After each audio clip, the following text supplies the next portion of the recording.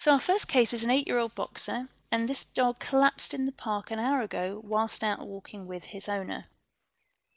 So the dog is brought to your clinic, you run an ECG, and this is what you see. So don't worry about trying to work out heart rates or certainly measure anything, but I just want you to have a look at the trace, and always good to try to identify, do I see something that looks relatively normal, and I can use that as my sinus rhythm, and then I can compare what I'm seeing to try and work out if it's supraventricular or if it's ventricular. Is it a bradycardia or a tachycardia? Is it a regular rhythm? Is it an irregular rhythm? Ask yourselves those types of questions. And I've put up some possibilities here. So see whether you agree with any of these. So do you think it's ventricular tachycardia, complete AV block, sinus tachycardia, or atrial tachycardia? And I'll give you a few, another 10 seconds or so just to have a look at this, and then we'll go through the answer. So, okay, I think at this point probably most of you have voted. So what we'll do is I'm just going to broadcast the results here and see. So the vast majority of you decided or thought it was ventricular tachycardia, and that's absolutely right. What's important is that you picked up it's a tachycardia, so the distance between those R2R intervals is very small. So let me just get my little pointer here. So here is our period of what we're going to call sinus rhythm. Okay.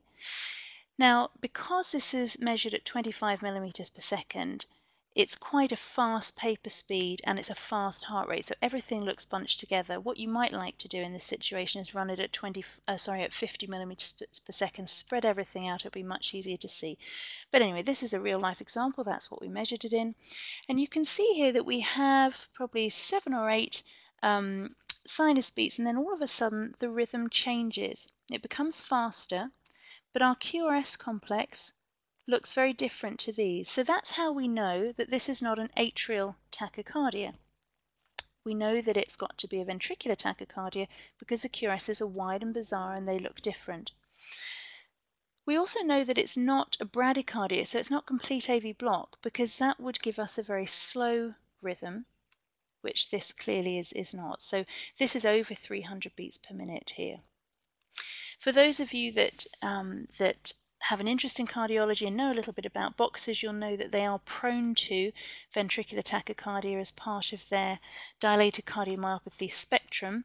We call it arrhythmogenic right ventricular cardiomyopathy in boxers. So those of you that said ventricular tachycardia, that's excellent, well done.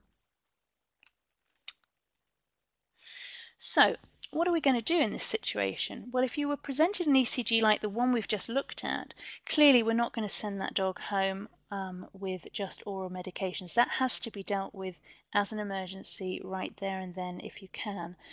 And most people will have some lignocaine in the practice. So you're going to start off by giving intravenous lignocaine, and you can do that as 2, 3, up to 4 boluses before starting a continuous rate infusion.